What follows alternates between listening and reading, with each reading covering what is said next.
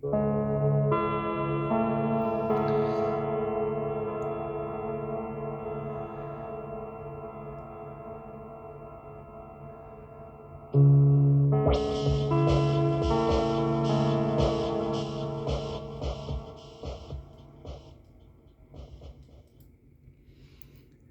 in a Gothic. Why Gothics remain relevant and popular with women today. The woman in the yellow wallpaper pulls up to an isolated ancestral hall so she can spend her summer recuperating from a mysterious illness. In 2017's The Bride, Nastya pulls up to her fiancé Ivan's ancestral home to meet the family and undergo a traditional wedding ceremony. It's 2014, and I pull out of the driveway of my grandmother's house in Edmonton. My children, the fifth generation to live there. It's my ancestral home. I'm going to meet my husband 18 hours away at his new job in Yellowknife. I have 4 small children in the van, and I have no idea what's about to happen to me. Gothic literature gained popularity as early as the 18th century with the Castle of Otranto and remains popular today. There is a thriving section comprised of Gothic novels aimed directly at women.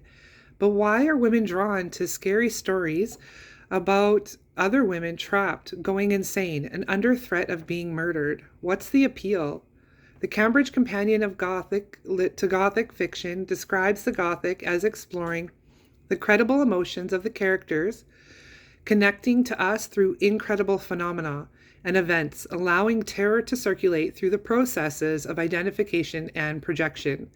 So in what ways do women identify with and project themselves into Gothic fiction? Maud Lesky in The Female Uncanny describes the feelings of social isolation imposed upon women who are suddenly thrust into unfamiliar surroundings, environments chosen and dominated by another, and says that this helps us to understand a little about why married women might start to feel paranoid. If identification is one of the main pleasures of reading the Gothic, putting myself into the life of the character should be cathartic. Freud posits women will be able to recognize the ego and will be able to both wish to appropriate it and to distinguish themselves from it. Modleski furthers this by saying that Gothics perform the function of giving expression to women's hostility, particularly towards men, while simultaneously allowing them to repudiate it. Because the male appears to be the outrageous persecutor, the reader can allow herself, a measure of anger against him, yet at the same time she can identify with a heroine who is entirely without malice and innocent of any wrongdoing. Modleski further suggests that Gothics provide one way for women to come, at least partially, to terms with their ambivalent attitudes towards the significant people in their lives. The woman in the yellow wallpaper begins to feel extremely antagonistic towards her husband. In the beginning, she describes how much and how well he loves her, and devolves into describing him as strange and that his love is all pretend. Her husband's efforts to control her only worsen her developing psychosis. Nastya's fiancé is conspiring with his sisters to subject her to a ritual that would allow the soul of the bride who died in 1832 to be transferred into Nastya's body. She overhears some of this and can no longer trust him. He eventually gives some token resistance, but only to be chained up in the shed by his sister, rendering him ineffectual.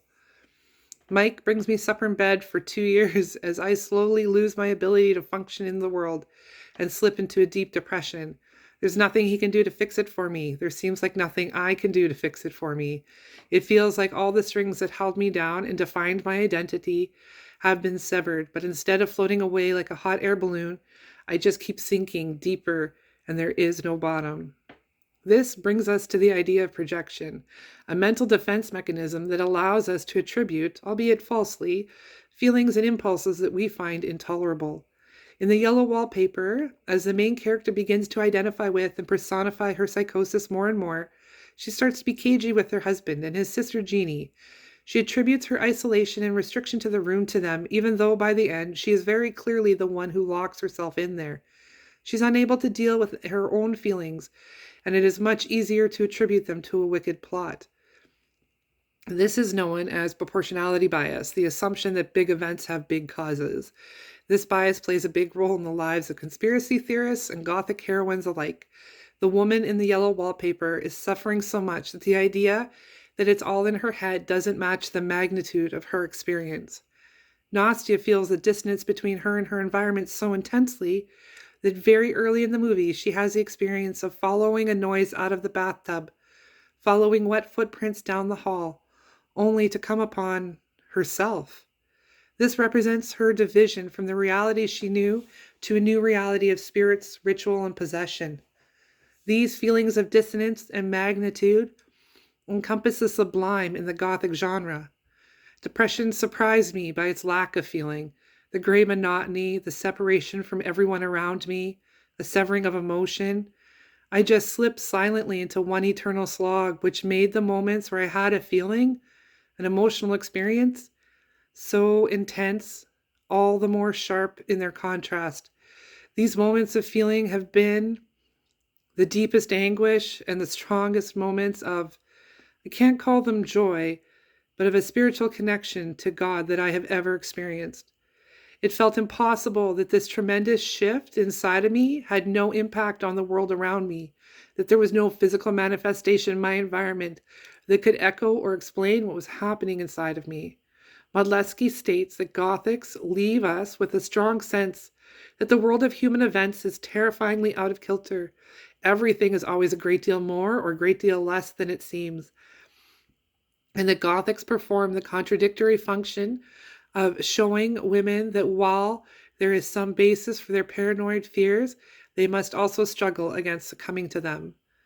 And finally, othering is defined as placing a person outside or in opposition to the norm or the main group. The woman in the yellow wallpaper is moved to the outside of her group. She starts as someone her husband is caring for, someone he is doting on.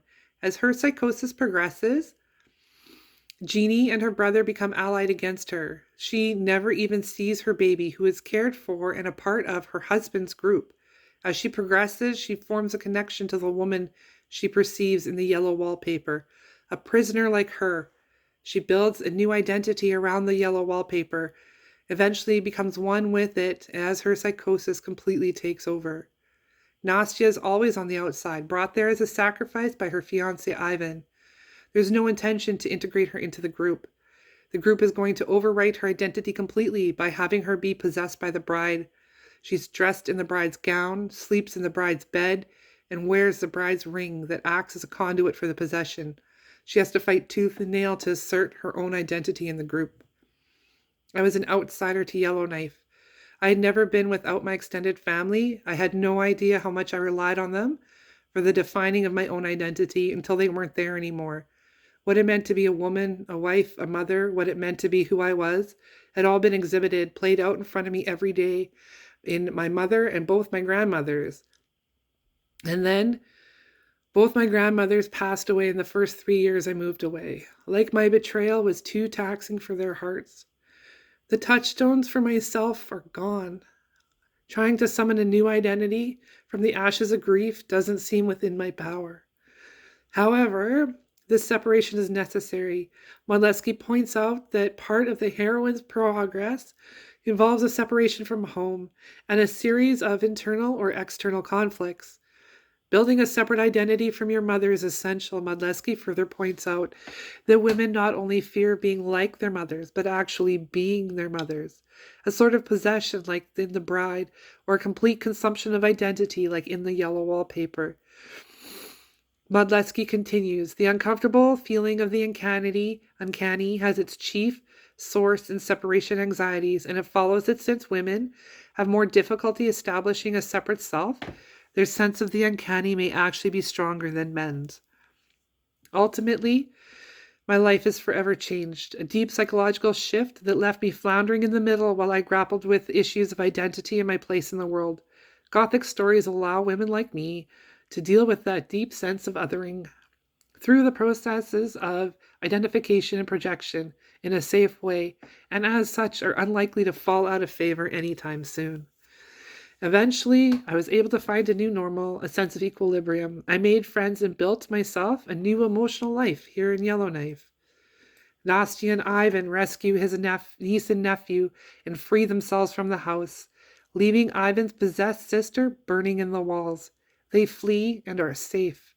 A new family arrives at the house. It appears peaceful. I am peaceful.